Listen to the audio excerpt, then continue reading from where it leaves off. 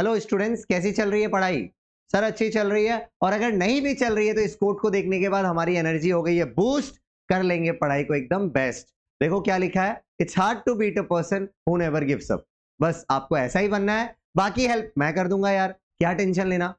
हम मिलकर रिजल्ट निकालेंगे तो बिल्कुल कभी टेंशन मत लेना। बस मेरे साथ मेरी लाइन जरूर बोलना, सर हम जान लगा देंगे, रिजल्ट निकालेंगे, कोई रोक सके तो रोक ले। चलिए अब हम स्टार्ट करते हैं आईटीसी चैप्टर का रैपिड रिवीजन। पूरा अटेंशन क्लास में देना। आईटीसी चैप्टर का रिवीजन में स्टार्ट करूंगा। पहले कुछ डेफिनेशन है। सबसे पहले इनपुट सर्विस डिस्ट्रीब्यूटर कौन होता है? इनपुट सर्विस तो आप समझते हैं ना, जो इनवर्ड सप्लाई हमने ली है सर्विस की। सर हाँ इतना समझते, उसका क्रेडिट का डिस्ट्रीब्यूशन। चलिए कंसेप्ट को समझते एक लॉजिक से, एक एग्जांपल से। मान लीजिए मेरा हेड ऑफिस है मुंबई में और मेरे 4 ब्रांचेस अलग अलग स्टेट में है, या 4 यूनिट कह लो, 4 फैक्ट्रीज कह लो। अभी मैंने आपसे, आप सीए बन गए मान लीजिए, और मैंने आपसे ऑडिटिंग सर्विस ली अपने मुंबई यूनिट में भी, मतलब मुंबई के हेड ऑफिस में भी, और बाकी यूनिट्स या अपने फैक्ट्रीज में भी और ब्रांचेज में भी, जो कहना है कह लो। अभी आपने ऑडिटिंग सर्विस सब जगह दी है, लेकिन आपने जो सर्विस का बिल है, ऑडिटिंग सर्विस का जो बिल है, वो कॉमन मेरे हेड ऑफिस पर बना दिया है, हर अलग अलग बिल नहीं बनाया। अभी आप खुद देखिए, उस सर्विस का यूज सब जगह लिया गया है, लेकिन बिल आया सिर्फ हेड ऑफिस के नाम पर। इसीलिए लॉ कहता है आपको हम एक राइट देते हैं कि आप एक इनपुट सर्विस डिस्ट्रीब्यूटर बोल के अलग से रजिस्ट्रेशन ले लो, और जितने भी सर्विस इनवर्ड सप्लाईज के सर्विस के बिल है उनमें जो जीएसटी का क्रेडिट है वो सब में आप डिस्ट्रीब्यूट करोगे ऑन अ प्रोपोर्शनेट बेसिस। वो क्या बेसिस होगा वो चैप्टर के हम आगे पढ़ेंगे। नेक्स्ट डेफिनेशन में ध्यान है, इनपुट टैक्स क्या होता है? सर इनपुट टैक्स का वैसे मीनिंग हमको पता है, इसीलिए मैंने डॉट डॉट कर दिया, लेकिन इसके अंदर क्या नहीं आपको पता है या क्या ध्यान रखने की जरूरत है वो सुनना। It includes IGST paid on import of goods. India के बाहर से इंडिया में जब हम गुड्स इंपोर्ट करते हैं और आईजीएसटी पे करते हैं, इनपुट टैक्स में वो भी आ जाएगा, मतलब उसका भी क्रेडिट मिलेगा, और टैक्स पेबल अंडर आरसीएम। और अगर आप सप्लायर से रिवर्स चार्ज, सप्लायर से कोई सप्लाई ली और रिवर्स चार्ज में आप खुद टैक्स दे रहे हैं, तो लॉ कहता है वो भी आपके लिए इनपुट टैक्स है, उसका भी आप क्रेडिट ले सकते हैं अगर एलिजिबल है तो। ये हो गया इनपुट टैक्स। आउटपुट टैक्स कुछ नहीं है सर, आउटपुट टैक्स का मतलब जो आउटवर्ड सप्लाई पे हमको टैक्स देना है वो आउटपुट टैक्स हमारा, लेकिन जो इनवर्ड सप्लाई पे हम रिवर्स चार्ज में टैक्स दे रहे हैं वो हमारा आउटपुट टैक्स नहीं, इनपुट टैक्स है। बस यही क्लियर करना था। आगे बढ़ते हैं। एग्जेम सप्लाई का मीनिंग क्या है? इसमें 3 चीजें आती है, हमेशा के लिए याद कर लो। नील रेटेड सप्लाई मतलब ऐसी सप्लाई जिसका जीएसटी का रेट नील है। दूसरा होली एग्जेम सप्लाई मतलब ऐसी सप्लाई जिसको गवर्नमेंट ने नोटिफिकेशन से एग्जेम्प्ट कर दिया। थर्ड वन, अब इस पे सबसे ज्यादा फोकस करना, नॉन टैक्सेबल सप्लाई, ऐसी सप्लाई जिस पर जीएसटी की लेवी ही नहीं है, जैसे alcohol, petrol, non taxable supply. मतलब सप्लाई है बट नॉन टैक्सेबल है, अल्कोहल, पेट्रोल। चलिए सर एग्जेम सप्लाई क्लियर है। अब बात करते हैं जीरो रेटेड सप्लाई का। तो आपको शायद ये क्लियर हो गया, zero rated supply are not exempt supplies. Zero rated supplies exempt supply के मीनिंग में नहीं था, क्योंकि वहां नील रेटेड, होली एग्जेम्प्ट और नॉन टैक्सेबल सप्लाई था। कहां बोला मैंने zero rated? Sir nil rated zero rated same है? नहीं बेटा, नील रेटेड का मतलब तो ऐसी सप्लाई जिसकी जीएसटी की रेट नील है, और जीरो रेटेड सप्लाई का मीनिंग वो नहीं है, वही पढ़ा रहा हूं, ध्यान देना। एक्सपोर्ट और supply for authorise operation to SEZ unit और डेवलपर। शॉर्ट में जीरो रेटेड सप्लाई का मतलब एक्सपोर्ट होता है, या फिर अगर आप एसईजेड यूनिट या डेवलपर को सप्लाई दे रहे हो एसईजेड एरिया में, वो होती है आपकी जीरो रेटेड सप्लाई। तो सर एक्सपोर्ट या एसईजेड वालों को जो सप्लाई दे रहे हैं वही है सिर्फ जीरो रेटेड। और आईटीसी चैप्टर के पर्पस के लिए एक चीज अभी से बता रहा हूं, याद कर लेना ताकि आपको आगे दिक्कत ना आए।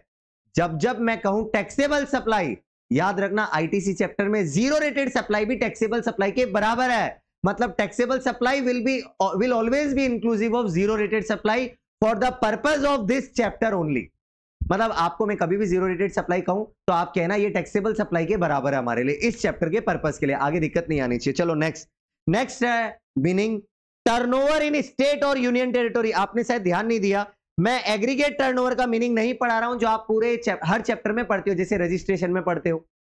तो मैं आपको अभी एग्रीगेट टर्नओवर का मीनिंग नहीं पढ़ा रहा, टर्नओवर इन स्टेट और यूनियन टेरिटरी पढ़ा रहा हूं। मतलब किसी स्टेट में आपका कोई रजिस्ट्रेशन लिया हुआ तो उसका टर्नओवर कैसे निकलेगा। मतलब आईटीसी चैप्टर के पर्पस के लिए आप एग्रीगेट टर्नओवर अपने सारे यूनिट या ब्रांचेस का नहीं निकालते हैं, अलग अलग रजिस्ट्रेशन का अलग अलग निकालते हैं। फॉर एग्जांपल बताया ना, मेरा मुंबई में हेड ऑफिस है और 4 मैंने अलग अलग जगह अलग अलग स्टेट में यूनिट्स है। तो इस आईटीसी चैप्टर में जब आप टर्नओवर इन स्टेट और यूटी निकालोगे तब अलग अलग ब्रांचेस का अलग अलग कैलकुलेट करोगे। क्या क्या आएगा इसमें वो देखो, value of all taxable plus exempt outward supply. मतलब जितनी भी मैं टैक्सेबल सप्लाई दूंगा वो उस ब्रांच से, उस पर्टिकुलर रजिस्ट्रेशन से, और जितनी भी मैं एग्जेम्प्ट सप्लाई दूंगा वो भी मेरा टर्नओवर में आ जाएगा। सर जोड़ लिया। और made with in a state और यूनियन टेरिटरी, अगर सेम स्टेट में सप्लाई किया तब भी, एक्सपोर्ट भी आ जाएगा, और अगर मैंने इंटर स्टेट सप्लाई दूसरे स्टेट में की वो भी आ जाएगा।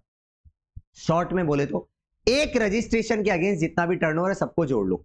Outward turnover, sir taxable yes, exempt yes, export yes, inter state supply yes, सब जोड़ लो। सर एक ही पेन के अगेंस्ट बाकी रजिस्ट्रेशन जितने भी उनका टर्नओवर नहीं जोड़ना, क्योंकि मैं सिर्फ टर्नओवर इन स्टेट और यूनियन टेरिटरी निकाल रहा हूं, कोई पर्टिकुलर रजिस्ट्रेशन का। तो आप इतना ध्यान रखना, आगे काम आएगा ये सब बातें। अब क्वार्टर का मीनिंग, क्वार्टर का मीनिंग वो नहीं जो आप सोच रहे हो।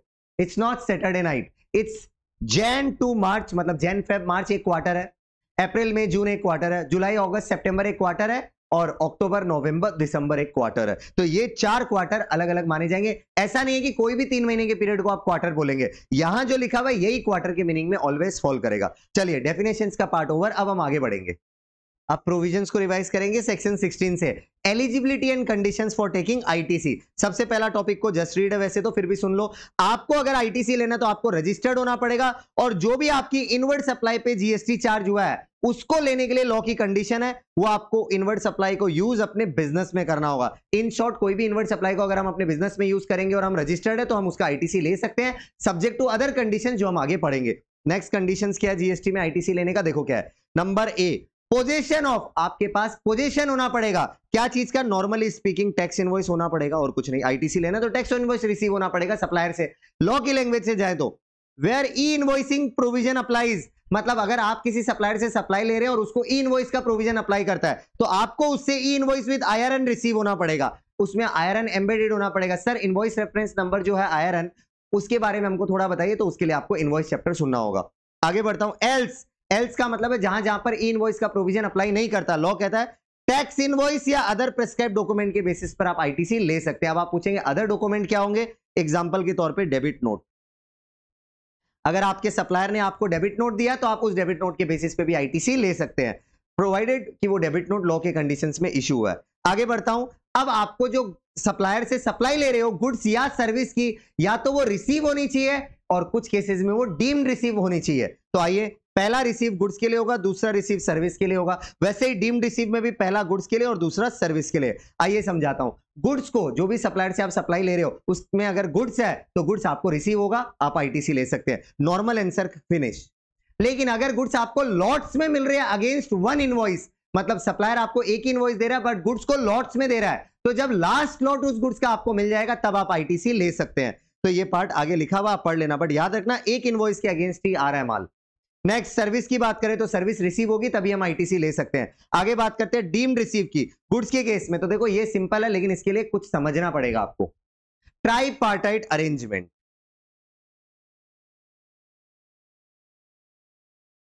सर ये क्या होता है? Bill to ship to model भी इसको कहते हैं। इसमें क्या होता है, मान लीजिए मेरा कोई रिसिपेंट ने मुझे ऑर्डर दिया और बोला 40 पीसेस किसी गुड्स का चाहिए, बट करेंटली वो गुड्स मेरे पास नहीं है, तो मैंने आपको ऑर्डर दिया, आप मेरे सप्लायर हो, आपको ऑर्डर दिया कि मेरे को 40 पीस किसी गुड्स का चाहिए, बट आप उसकी डिलीवरी मेरे प्रीमाइसिस पे मत दो, मैं आपको एक एड्रेस देता हूं, उस प्रीमाइसिस पे डिलीवरी दे दो।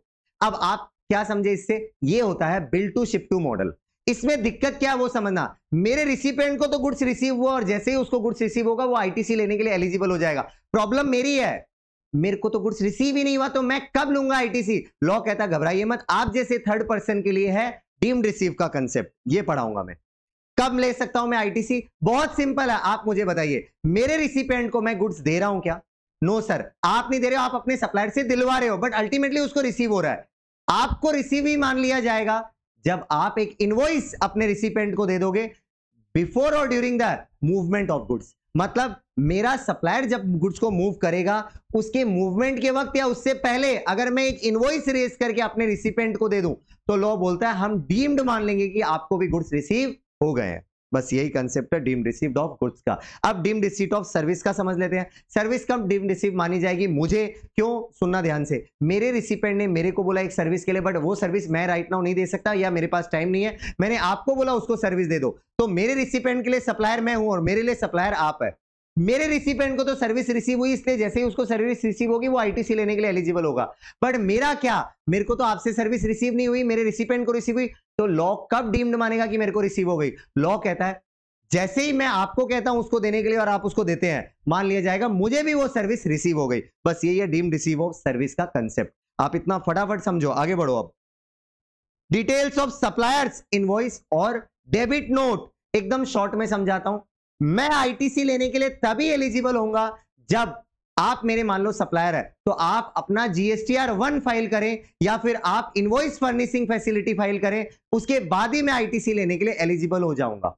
सर जीएसटीआर 1 आईएफएफ क्या होता है? आपकी आउटवर्ड सप्लाई का डिटेल जो मेरे लिए इनवर्ड सप्लाई है, और अगर आप रिटर्न लगाओगे तो मेरे को वो मेरे जीएसटीआर 2B में शो होगा और उसके बाद मैं उसका आईटीसी ले सकता हूं सब्जेक्ट टू अदर कंडीशंस। चलिए यही है। Next, payment of tax to the government. ये बहुत इंपॉर्टेंट चीज है, आप ध्यान से समझना। आप अगर मैं आपको टैक्स का पैसा दूंगा और अगर आप टैक्स का पैसा गवर्नमेंट को नहीं देंगे तो गवर्नमेंट मेरा दिया हुआ आईटीसी भी वापस ले लेगा। मतलब मेरे को अगर आईटीसी को फुल प्रूफ अपने पास रखना है तो मेरे सप्लायर को भी गवर्नमेंट को टैक्स का पेमेंट करना होगा। Next point, details of ITC. इसके बारे में अभी जानने की जरूरत नहीं क्योंकि अभी नोटिफिकेशन आना पेंडिंग है, इसलिए एक बार इसको जस्ट रीड लिख रहा हूं। नेक्स्ट है रिटर्न। सिंपल है, अगर मेरे को आईटीसी लेना है तो मेरे को जीएसटीआर 3B रिटर्न लगाकर लेना होगा। Next, payment to the supplier. ध्यान से समझना, ये पॉइंट इंपॉर्टेंट है, payment to the supplier.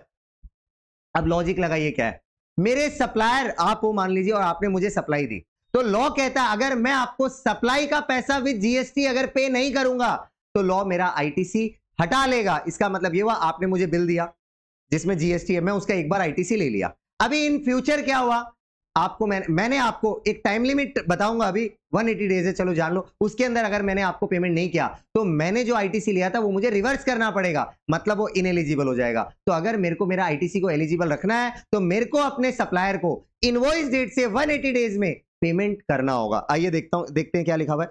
Payment made by the registered person within 180 days from the date of invoice. मतलब आपका इनवॉइस मेरे पास जैसे आएगा वहां से 180 डेज में मैं आपको पेमेंट करूंगा, तभी मेरा आईटीसी जो पहले लिया हुआ है वो फुल प्रूफ फाइनल मेरा हो जाएगा। आगे बढ़ते हैं, अब इसी को लेके कुछ प्रोविजंस पढ़ाता हूं। सबसे पहले कब कब मुझे सप्लायर को पेमेंट करने की जरूरत ही नहीं है, तो देखिए 3 ऐसे केसेस जहां पर मैं अगर सप्लायर को पे ना करूं तो भी चल जाएगा, और बहुत लॉजिकल केसेस है। पहला, अगर मैंने सप्लाई ही ऐसी लिए जहां पर रिसिपिएंट को ही रिवर्स चार्ज में टैक्स पे करना है। इन सिंपल वर्ड, आप मेरे सप्लायर है, आपने मुझे सप्लाई दी, मैं रिसिपिएंट हूं, मुझे उस सप्लाई पे अगर रिवर्स चार्ज टैक्स पे करना है तब लॉ कहता है मैं खुद रिवर्स चार्ज में टैक्स पे करके आईटीसी ले सकता हूं। इवन इफ मैं आपको पे करूं ना करूं, लॉ को उससे कोई मतलब नहीं है, क्योंकि रिवर्स चार्ज पे टैक्स तो मेरे को ही देना था, मैंने दिया, मैंने आईटीसी लिया। लॉ बोलता है अब हमको कोई मतलब नहीं आपने सप्लायर को पे किया या नहीं किया। तो एक पॉइंट ये।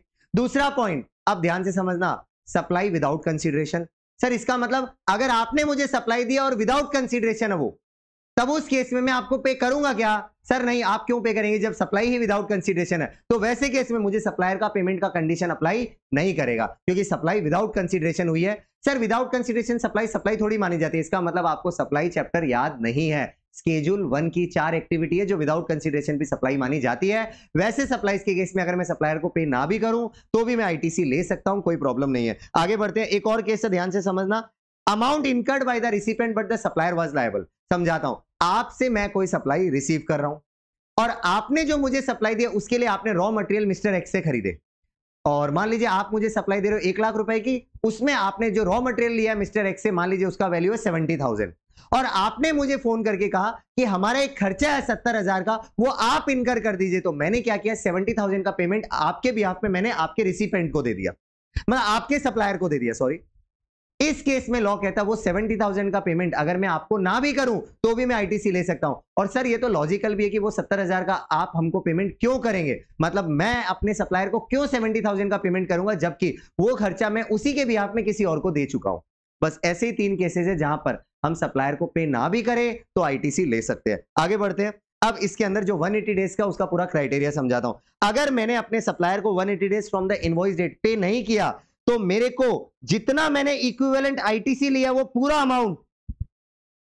अमाउंट जितना मैंने आईटीसी लिया वो पूरा अमाउंट मेरे को विथ इंटरेस्ट अपने जीएसटीआर 3B रिटर्न में पे करना होगा immediately following the period of 180 days. जैसे ही 180 डेज एक्सपायर होगा उसके बाद जो टैक्स पीरियड आएगा उस टैक्स पीरियड का जब मैं जीएसटीआर 3B रिटर्न लगाऊंगा, उस जीएसटीआर 3B रिटर्न में मैंने जो आईटीसी लिया था वो अमाउंट, पूरा अमाउंट, और उस पर इंटरेस्ट कैलकुलेट होगा, वो दोनों मुझे गवर्नमेंट को पे करना होगा। अब आप पूछेंगे सर इंटरेस्ट कैसे कैलकुलेट होगा? पेमेंट ऑफ टैक्सेस चैप्टर में लास्ट में ये टॉपिक पढ़ाऊंगा, वो आप सुन लेना।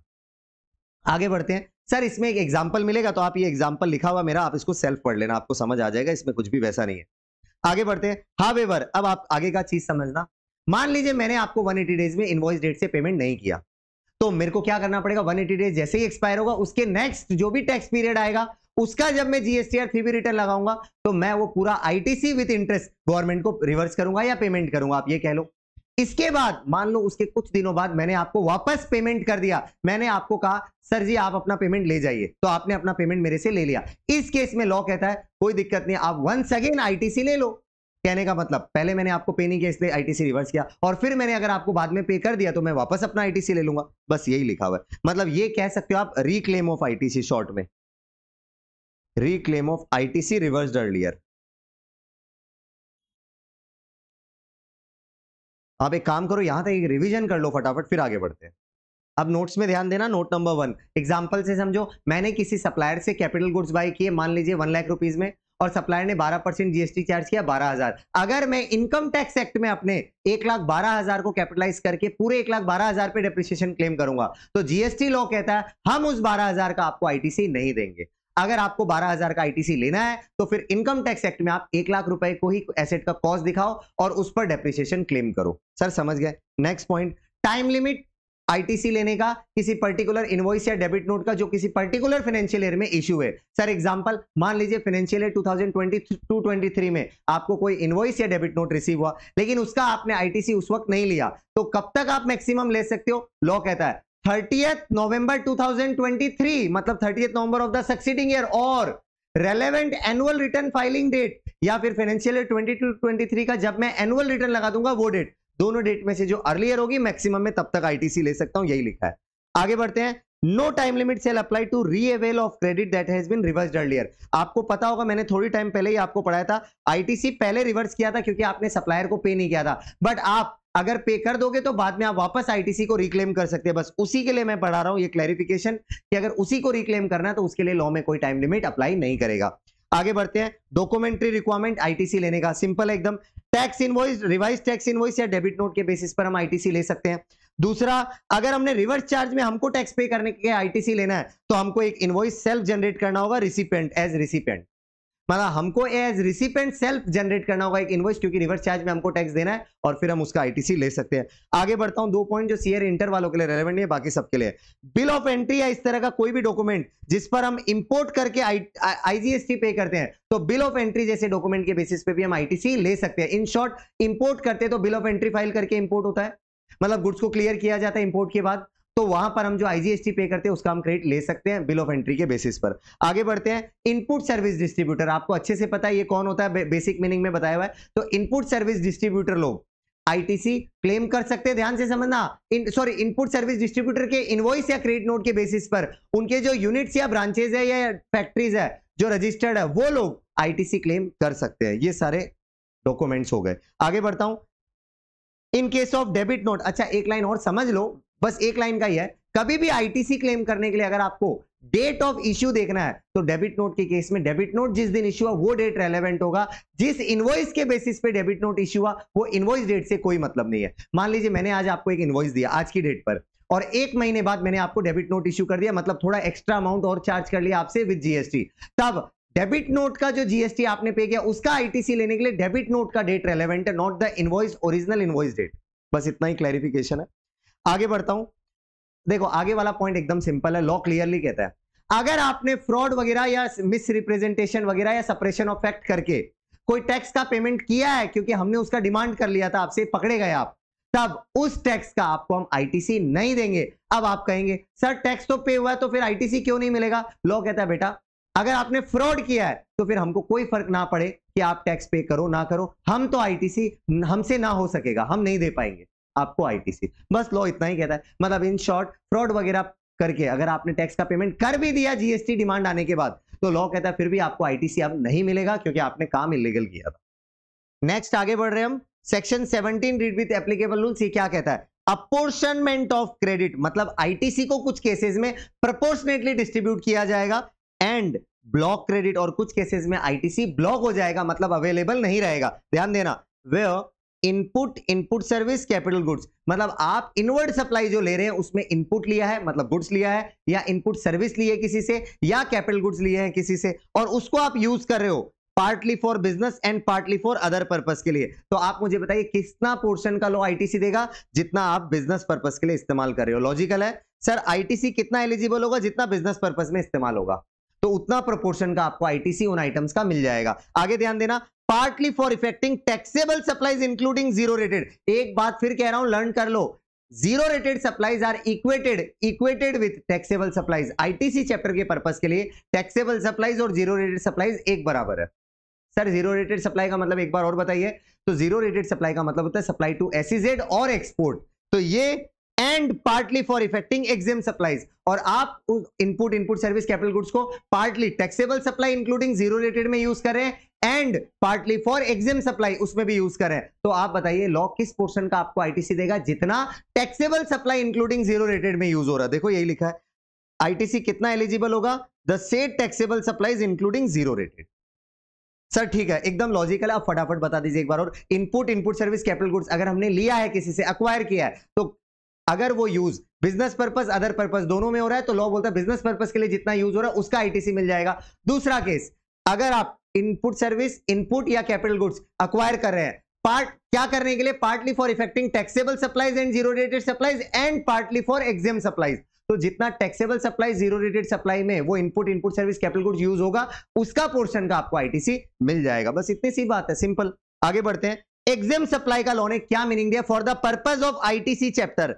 मतलब सिर्फ ये जो मैं नीचे एग्जेम सप्लाई का मीनिंग पढ़ा रहा हूं, ये आईटीसी चैप्टर के पर्पस के लिए पढ़ा रहा हूं, ध्यान देना। इट इंक्लूड्स, तीन आपको पहले से पता है, nil rated, wholly exempt, non taxable supplies. Nil rated का मतलब ऐसी सप्लाई जिसकी जीएसटी की रेट नील है। होली एग्जेम्प्ट, गवर्नमेंट ने जिसको जीएसटी जिसका एग्जेम्प्ट किया है नोटिफिकेशन के through. Non taxable supplies, alcohol, petrol जैसी सप्लाईज जो जीएसटी में जिस पे अभी टैक्स नहीं है, तो ऐसी सप्लाईज को बोलते हैं एग्जेम सप्लाईज। तो ये तीनों लॉ बोलता है एग्जेम सप्लाई के मीनिंग में आएगा। और तीन नया आया है यहां पर आईटीसी चैप्टर में, वो आपको लर्न करना है। पहला मैं बता देता हूं, ऐसी कोई सप्लाई मैं दे रहा हूं जहां पर रिसिपिएंट रिवर्स चार्ज में लायबल है, मैं नहीं। फिर कह रहा हूं, मैं आपको ऐसी सप्लाई दे रहा हूं जहां पर आप रिवर्स चार्ज में लायबल है, मैं नहीं। तो आप बताइए एज ए सप्लायर के पॉइंट ऑफ व्यू से मेरे लिए तो वो supply as good as exempt है, क्योंकि मेरे को न तो आपसे टैक्स चार्ज करना, ना ही मेरे को गवर्नमेंट को पे करना, तो मेरे लिए तो ये supply as good as exempt है। तो ये वाला पॉइंट आ गया। इसमें दो और है जो आपको लर्न करने हैं। ट्रांजेक्शन इन सिक्योरिटीज, वैसे तो transaction in securities GST law में सप्लाई ही नहीं है, क्योंकि सर सिक्योरिटी ना तो गुड्स के मीनिंग में आता है ना सर्विस के मीनिंग में आता है। याद करो अपना सप्लाई चैप्टर। बट फिर भी आईटीसी चैप्टर के पर्पस के लिए लॉ ने कहा हम ट्रांजैक्शन इन सिक्योरिटीज को एग्जेम सप्लाई के साथ इक्वेट करेंगे, मतलब it will be treated as exempt supply. और last, sale of land building. Sir sale of land building भी एग्जेम सप्लाई नहीं, क्योंकि वो नेगेटिव लिस्ट की सप्लाई है। Yes you are correct, sale of land building negative list की supply है। फिर भी लॉ ने कहा कि for the purpose of ITC chapter हम सेल ऑफ लैंड बिल्डिंग को एक एग्जेम सप्लाई मानेंगे, only for the purpose of ITC chapter. Sir याद हो गया, एक बार और बता दिए। देखो एग्जेम सप्लाई के मीनिंग में क्या क्या था, तीन आपको पहले से पता, तीन नए याद किए। Nil rated, wholly exempt, non taxable supply, sir हमको पहले से पता है। नया तीन क्या याद किया sir? Sale of land building, उसके ऊपर ट्रांजैक्शन इन सिक्योरिटीज, और उसके ऊपर ऐसी कोई सप्लाई सप्लायर दे रहा है जहां पर रिसिपिएंट रिवर्स चार्ज में लायबल है, तो वो सप्लाई सप्लायर के लिए एज गुड एज एग्जेम्प्ट है। ये तीन याद कर लिया, हो गया। और एग्जेम सप्लाई में क्या नहीं आएगा? लॉ ने स्पेसिफिकली कह दिया नेगेटिव लिस्ट की सप्लाई एग्जेम सप्लाई में नहीं आती, except sale of land building, वो मैं इधर पढ़ा चुका हूं। तो नेगेटिव लिस्ट की सप्लाई एग्जेम सप्लाई के मीनिंग में नहीं आता। चलिए, आई होप आपको मैंने ये पार्ट पूरा क्लियर कर दिया। अब आगे बढ़ता हूं। देखो नोट्स में, note number 1, bank, financial institution, NBFCs. Law ने इन तीनों के लिए एक ऑप्शन दिया है, बेटा ध्यान से सुनने का। लॉ कहता है ऊपर जो हमने प्रोपोर्शंस बताया है कि partly for business purpose, partly for non business purpose में जितना बिजनेस पर्पस के लिए इस्तेमाल हो उसका पोर्शन का आईटीसी लो। इसका मतलब वहां मैथमेटिकल कैलकुलेशंस होंगी।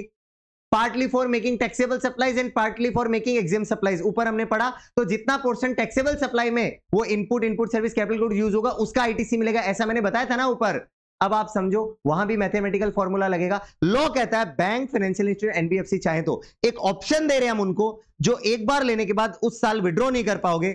और ऑप्शन क्या है? हर महीने उनको ऑप्शन है कि वो लोग प्रोपोर्शनेट फॉर्मूला लगाकर आईटीसी क्लेम ना करें, उसकी जगह हम बता देंगे कितना आईटीसी लेना कितना नहीं लेना। डायरेक्ट, बिना कोई फॉर्मूला उनका आंसर निकल जाएगा, डायरेक्ट मैथ से। ये क्या है आइए बताता हूं। ITC on supplies from another registered person having the same pan. Example के तौर पे मान लीजिए एक बैंक का एक ब्रांच ने दूसरे ब्रांच से सर्विस ली, एक ही पैन के अंडर होंगे सब रजिस्टर्ड बैंक के जितने ब्रांच है। Yes sir. तो एक ब्रांच ने दूसरे ब्रांच से सर्विस ली, मान लो दूसरा ब्रांच ने फर्स्ट ब्रांच को इनवॉइस बनाकर दिया जीएसटी के साथ, तो फर्स्ट ब्रांच उसका क्रेडिट लेगा। लॉ बोलता है ऐसे केसेस में आप 100% क्रेडिट ले सकते हो। In simple word, banks, financial institution, NBFC अपने ही एंटिटी से अंडर द सेम पेन, अपने ही ब्रांच से, अपने ही यूनिट से अगर कोई इनवर्ड सप्लाई लेते हैं तो उस पोर्शन का तो पूरा आईटीसी इनको एलिजिबल है, फुल्ली एडमिसिबल है। दूसरा सुनना, ITC on input service that are used for non business purpose, आपको बताने की जरूरत नहीं, उसका आईटीसी नहीं मिलेगा।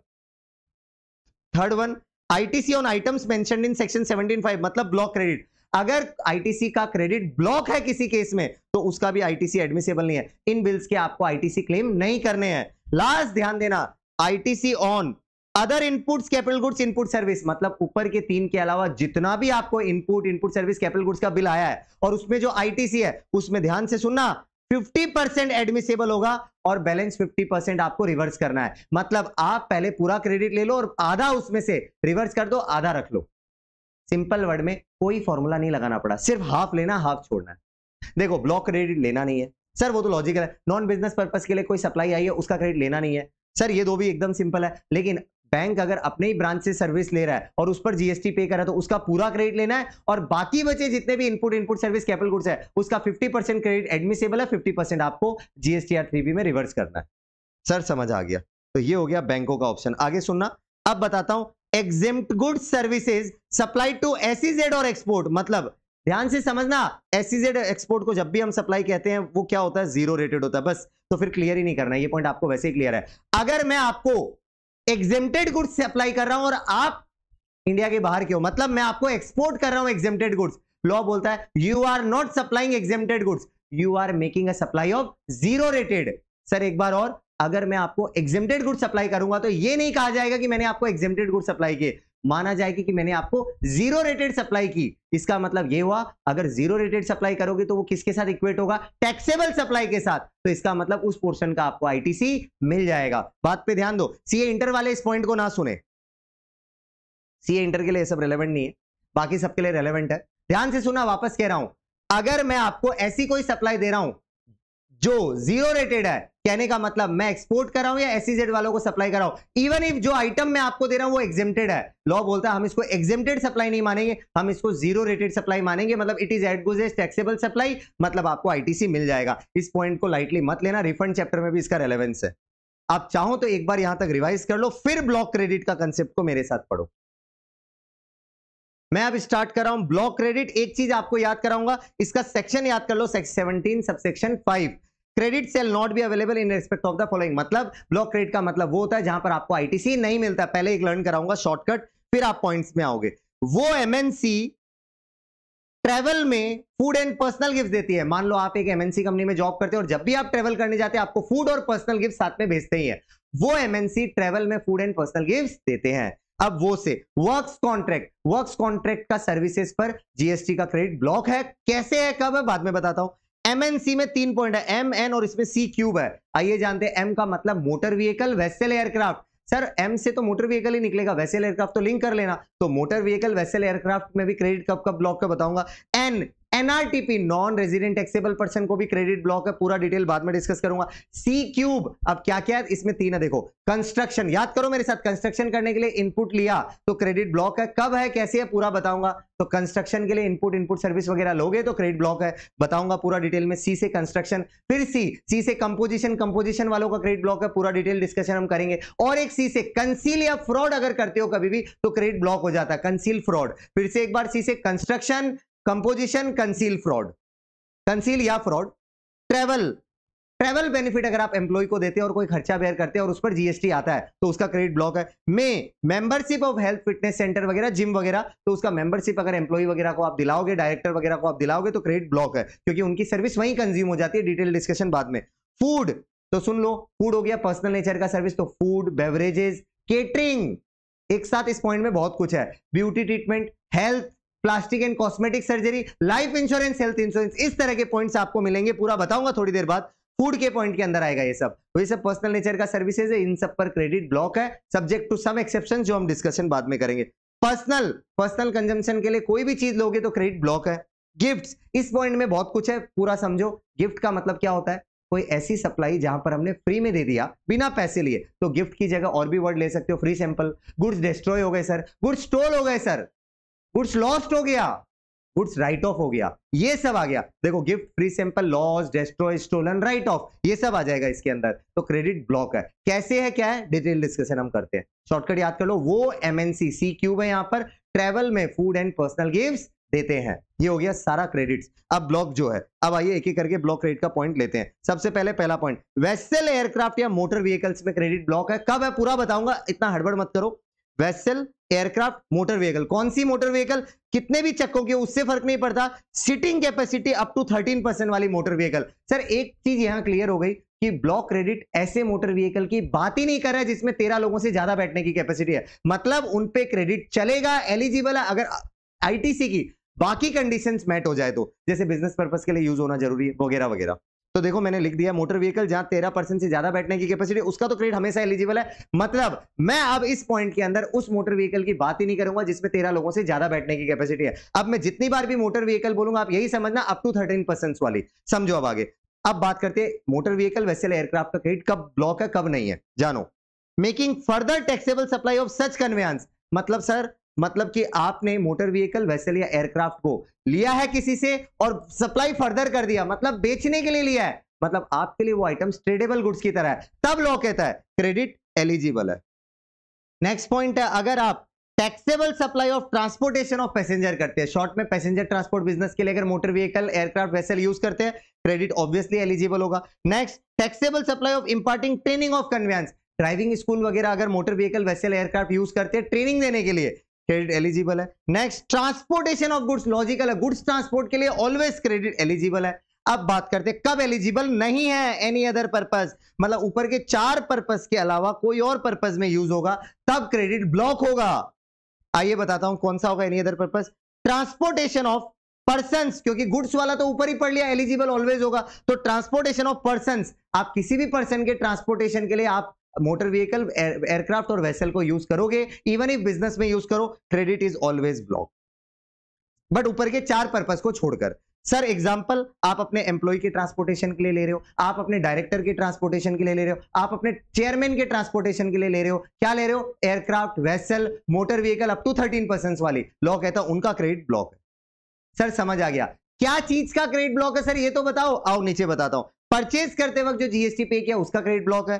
नेक्स्ट देखो, अगर आप इंश्योरेंस कराते हो उस कन्वेंस का, अगर आप सर्विसिंग कराते हो, अगर आप रिपेयर मेंटेनेंस कराते हो और खर्चा बेयर करते हो और उस पर जीएसटी पे करते हो, उसका भी क्रेडिट ब्लॉक है।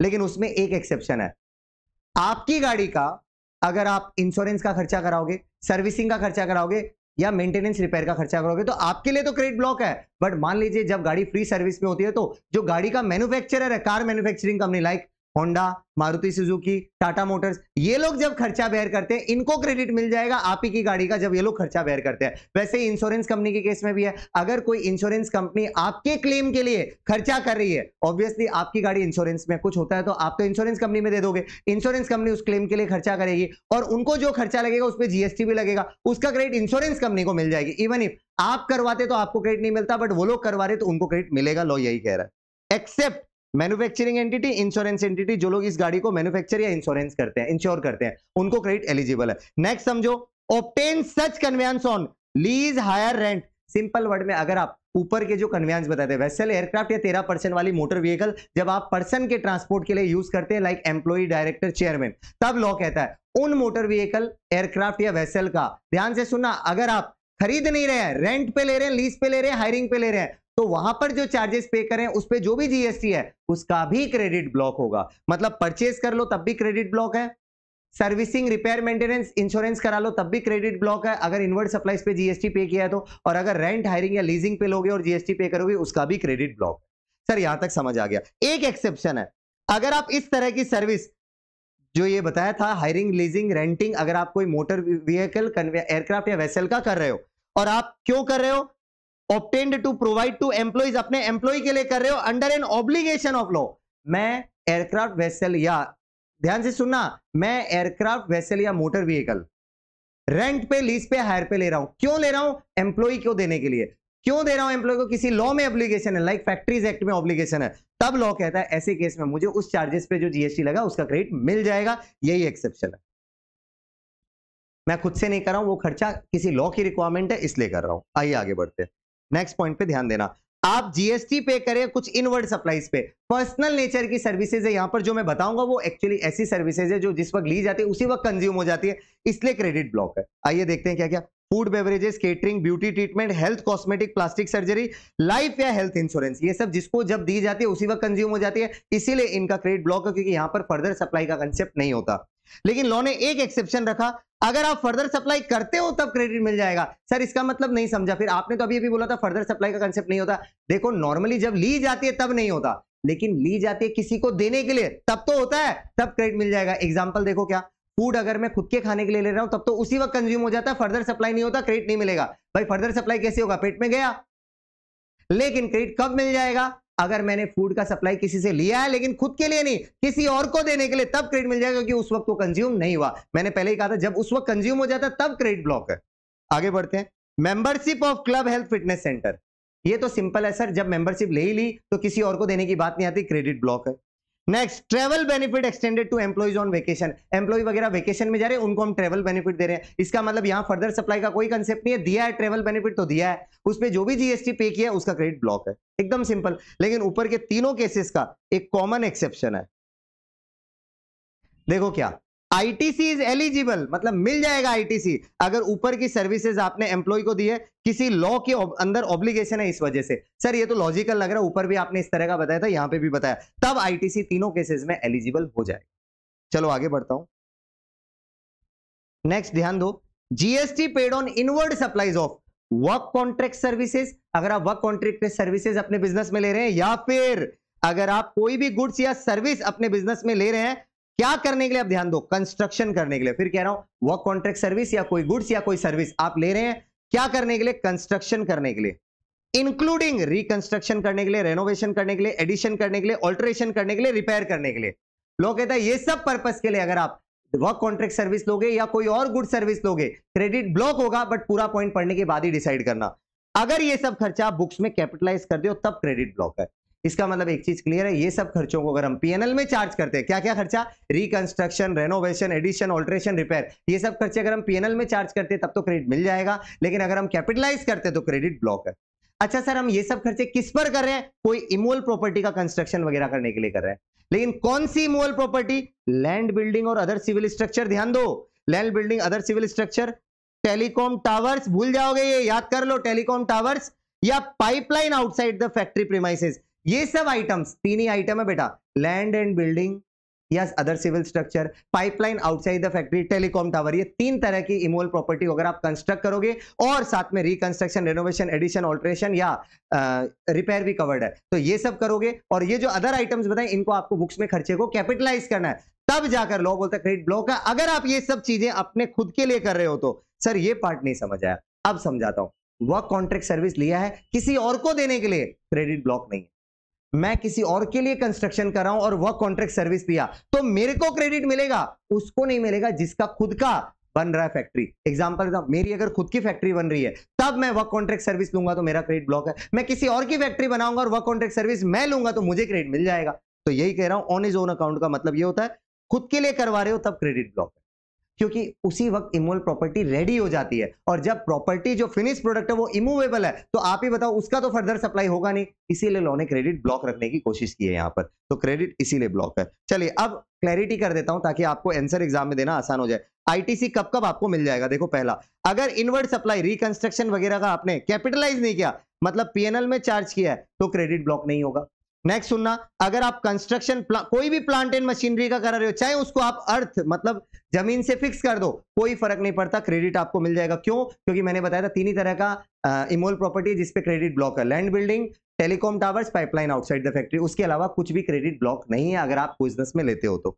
नेक्स्ट सुनना, अगर आप work contract service further supply करने के लिए ले रहे हो तब भी क्रेडिट ब्लॉक नहीं है। तो मैंने पहले ही कहा था ये सब चीजें आपको नीचे क्लियर हो जाएगी। चलो आगे बढ़ते हैं।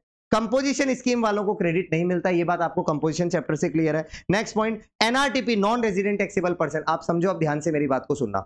Non resident taxable person inward supply लेते हैं, दो जगह से ले सकते हैं, इंडिया से भी इनवर्ड सप्लाई ले सकते हैं और इंडिया के बाहर से भी इंपोर्ट कर सकते हैं इनवर्ड सप्लाईज को। लॉ कहता है अगर इंडिया के बाहर से उन्होंने इनवर्ड इंपोर्ट किया है, इनवर्ड सप्लाई को, क्या आइटम, सिर्फ इंपोर्ट किया गुड्स को इंडिया के बाहर से, तब लॉ कहता है उस पे क्रेडिट मिल जाएगा, वो एक्सेप्शन है। बाकी कोई भी आइटम एनआरटीपी इंडिया से बाहर से लेंगे उस पे क्रेडिट ब्लॉक है, या इंडिया से लेंगे क्रेडिट ब्लॉक है। एक बार और बताता हूं, नॉन रेजिडेंट टैक्सेबल पर्सन ने इंडिया से इनवर्ड सप्लाई लिए, गुड्स के लिए चाहे सर्विस के लिए, क्रेडिट ब्लॉक है। नॉन रेजिडेंट टैक्सेबल पर्सन ने इंडिया के बाहर से इनवर्ड सप्लाई को इंपोर्ट किया, तब ध्यान से सुनना, अगर गुड्स इंपोर्ट किया तब उस पे जो आईजीएसटी पे किया उसका क्रेडिट मिल जाएगा, लेकिन अगर सर्विस इंडिया के बाहर से इंडिया में एनआरटीपी ने इंपोर्ट किया तो क्रेडिट नहीं मिलेगा, ब्लॉक है। देखो आप ध्यान से पढ़ो ये लाइन को, आपको समझ आ जाएगा। मैं आगे बढ़ रहा हूं, गुड सर्विस को अगर आप पर्सनल कंजम्पशन के लिए लोगे क्रेडिट ब्लॉक है, बोलने की जरूरत नहीं आगे।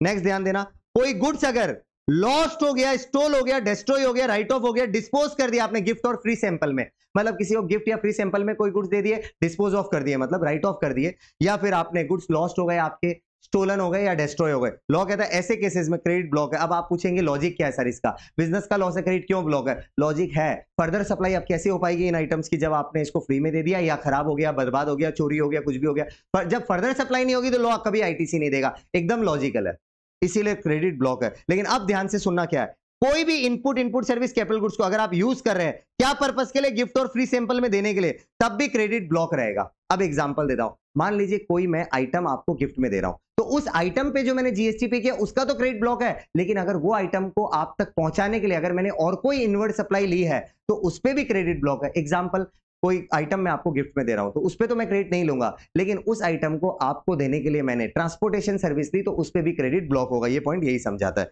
आगे बढ़ता हूं, नोट्स में पहला नोट ध्यान देना, क्या कहता है पहला नोट, देखो अगर मैं आपको गिफ्ट और फ्री सैंपल में कुछ दे रहा हूं तो मैंने अभी भी क्या बताया था, क्रेडिट ब्लॉक है, लेकिन अगर वो गिफ्ट और फ्री सैंपल में देना सप्लाई में कवर हो गया विदाउट कंसीडरेशन स्केड्यूल 1 की 4 एक्टिविटी में, तब लॉ कहता है अगर वो चीज सप्लाई के मीनिंग में कवर हो जाए तब आप आउटपुट टैक्स दोगे, और अगर आप आउटपुट टैक्स दे रहे हो तो आप आईटीसी ले सकते हो। ये पॉइंट इतना ही समझा रहा है। फिर एक बार, अगर आप कोई ऐसा गिफ्ट और फ्री सैंपल दे रहे हैं जो सप्लाई के मीनिंग में कवर हो रहा है, मतलब लॉ बोलता है हम इसको सप्लाई मानेंगे, तब मतलब हम आउटपुट टैक्स पे करें, तब हमारा आईटीसी ब्लॉक नहीं होगा।